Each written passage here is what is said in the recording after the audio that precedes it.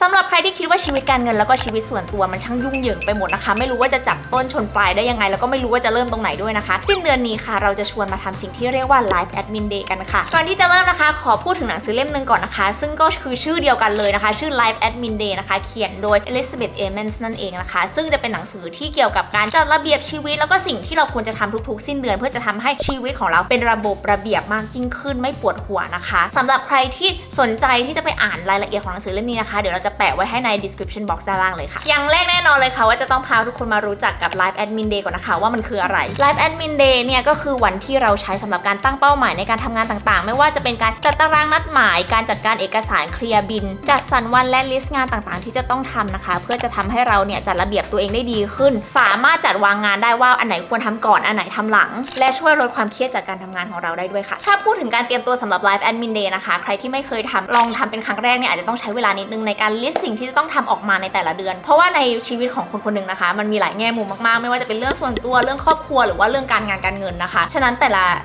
เซกชันของตัวเองนะคะให้ลองลิสต์ดูว่ามีอะไรประจำเดือนที่เราจะต้องทำบ้างไม่ว่าจะเป็นการแบบทำรายรับรายจ่ายสรุปบินต่างๆหรือว่าในเรื่องของครอบครัวเราจะต้องมีเซตเวลาให้ครอบครัวไหมทำกิจกรรมร่วมกันอะไรใดๆที่รู้สึกว่าสำคัญต่อชีวิตนะคะให้ใส่เข้าไปในลิสต์สิ่งที่จะต้องทำสำหรับ Life Admin Day ค่ะสเต็ปที่2นะคะก็คือการจัดเรียงความสำคัญหรือว่า priority ให้ตัวเองนั่นเองว่าอันไหนเป็นอะไรที่เราจะต้องทำห้ามพลาดเลยอย่างเช่นเรื่องการเงินเป็นต้นเนาะเรื่องภาษีบัญชีต่างๆต่อมานะคะให้กำหนดเวลาที่จะต้องใช้ของแต่ละกิจกรรมที่เราจะต้องทำใน Life Admin Day เพราะว่าแต่ละอย่างเนี่ยใช้เวลาไม่เท่ากันนะคะอย่าลืมเผื่อเวลาไว้ให้พอที่จะทำกิจกรรมนั้นให้สำเร็จนะคะสำหรับใครที่ทำครั้งแรกเนี่ยอาจจะใช้เวลาเยอะหน่อยนะในการแบบจัดสรรข้อมูลแล้วก็สร้างระบบให้ตัวเองนะคะให้รู้ว่าแบบเฮ้ยเราจะต้องใช้ข้อมูลอะไรจะต้องเสิร์ชหาจากที่ไหนแล้วก็มีเอกสารอะไรที่เราจะต้องใช้งานบ้างและอย่างที่สำคัญที่สุดนะคะใน Life Admin Day สำหรับเรานะก็คือการตรวจสอบยอดงบประมาณแล้วก็ค่าใช้จ่ายประจำเดือนค่ะเพราะว่าอันนี้จะทำให้เราเห็นองค์รวมของการเงินของเราว่าเฮ้ยเราใช้เงินตามที่เรากำหนดไว้ไหมอยู่ในงบประมาณไหมหรือการใช้เงินของเราเนี่ยเป็นยังไงบ้างมีอะไรที่ค้างจ่ายไหมมียอดบัตรเครดิตไหมมียอดชำระไหมต้องเคลียร์บิลแล้วก็ทำทุกอย่างให้มันเรียบร้อยเพื่อเตรียมพร้อมสำหรับเดือนถัดไปถ้าให้พูดถึงตัวของเราเองนะคะ4อย่างหลักๆที่เราจะดูใน Life Admin Day ของเราก็คือ1รายได้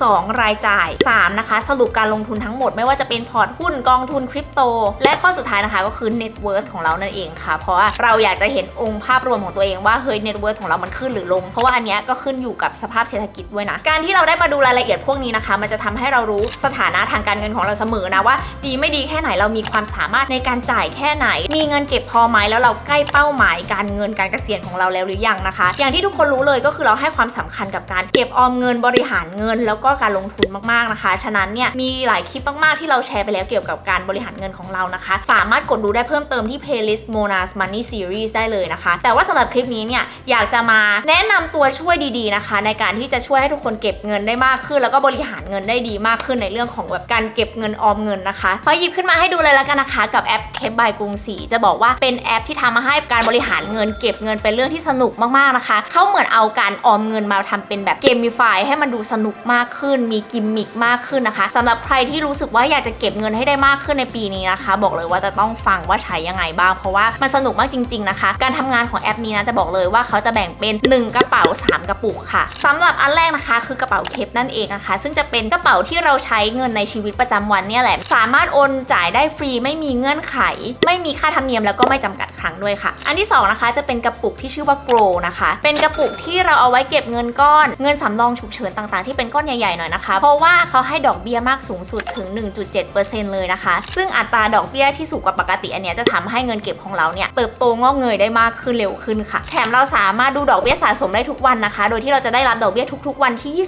28ของเดือนและที่สำคัญคือเขาไม่มีเงื่อนไขในการถอนเงินด้วยค่ะต่อมานะคะก็คือกระปุกฟันซึ่งจะบอกว่าฟันหรือว่าสนุกสมชื่อเลยนะคะเพราะว่าตัวเนี้ยเขาจะมีฟีเจอร์ในการช่วยเราแบบเก็บเล็กผสมน้อยทำให้เราออมเงินได้ทั้งแบบที่รู้ตัวและไม่รู้ตัวเลยค่ะอย่างแรกนะคะคือฟีเจอร์แอบเก็บเหมาะสำหรับสายช้อปปิ้งสายใช้เงินโอนไวนะคะเพราะว่าทุกๆครั้งที่มีการโอนเงินออกจาก account เรานะคะเขาจะทำการแอบ เก็บเงินเราค่ะซึ่งเราสามารถเซตติ้งไว้แบบที่เราชอบได้เลยนะคะไม่ว่าจะเป็นแบบฟิกซ์ไปเลยนะคะว่าเก็บทีละเท่าไหร่หรือว่าจะฟิกซ์เป็นเปอร์เซ็นต์ก็ได้ว่าถ้าเกิดเราโอนเงินออกไป100 บาทอยากจะให้เก็บกี่เปอร์เซ็นต์ของเราเองเราก็จะเซตไว้ที่ 5% นะคะในการแอบเก็บอย่างที่2นะคะก็คือฟีเจอร์สั่งเก็บเหมาะสำหรับคนที่มีวินัยนิดนึงนะคะสำหรับใครที่อยากจะให้แอปนี้ช่วยสั่งเก็บนะคะก็สามารถสั่งได้เป็นรายวันรายสัปดาห์หรือว่ารายเดือนเลยค่ะเช่นเราอาจจะตั้งไว้ที่ให้เก็บ50 บาทต่อสัปดาห์100 บาทต่อสัปดาห์ 1,000 ต่อสัปดาห์แล้วแต่รายได้ของแต่ละคนเลยนะแค่นี้เราก็จะได้แบบเก็บเงินอย่างสม่ำเสมอแบบที่เราตั้งใจไว้โดยที่ไม่ต้องมาแบบนั่งโอนเองค่ะอย่างที่4นะคะคือกระปุก Together นะคะเป็นกระปุกที่จะทำให้เราแบบสนุกมากขึ้นมีเป้าหมายใหญ่ๆแล้วก็ซอยแยกเป้าหมายในการเก็บเงินได้หลายๆแบบนะคะไม่ว่าใคร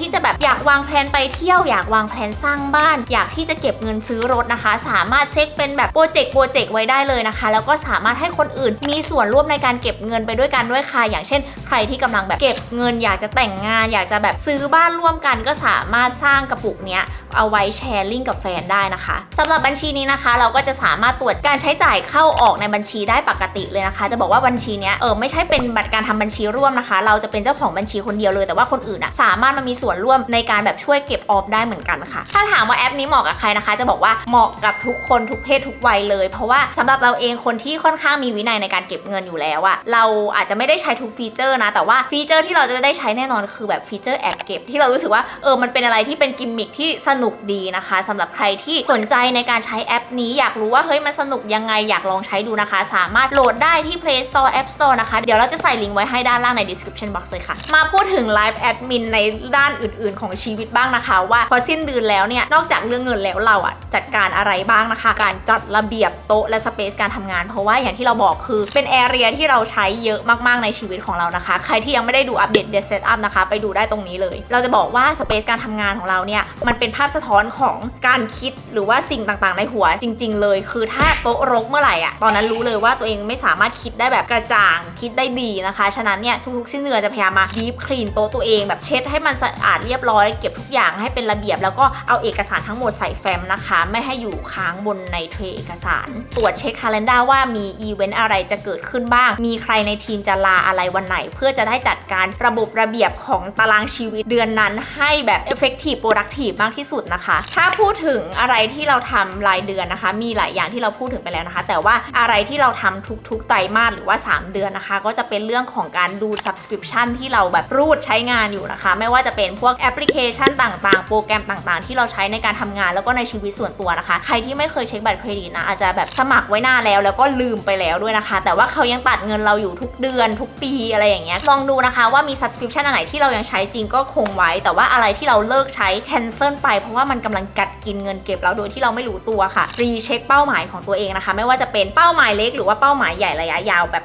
ไทม์ไลน์1 ปีของเรานะคะตอนต้นปีนะคะหลายคนตั้งปณิธานปีใหม่ให้กับตัวเองหลายอย่างเลยไม่ว่าจะเป็นเรื่องสุขภาพเรื่องหุ่นเรื่องการงานการเงินต่างๆนะคะลองรีเช็คกับตัวเองดูว่าเฮ้ยตอนนี้นะคะสิ้นเดือน 4แล้วเราได้ทำเป้าหมายของเราไปได้น้อยหรือมากแค่ไหนแล้วก็ในอีก8 เดือนที่ข้างหน้านะคะเรามีอะไรที่จะต้องทำให้สำเร็จอีกบ้างการจัดระบบระเบียบชีวิตนะคะอาจจะเป็นอะไรที่รู้สึกว่ายุ่งยากเสียเวลาสำหรับใครหลายๆคนนะคะแต่ว่าการเสียสละเวลาครึ่งวันทุกๆเดือนนะคะจะทำให้ชีวิตของเราเนี่ยมัน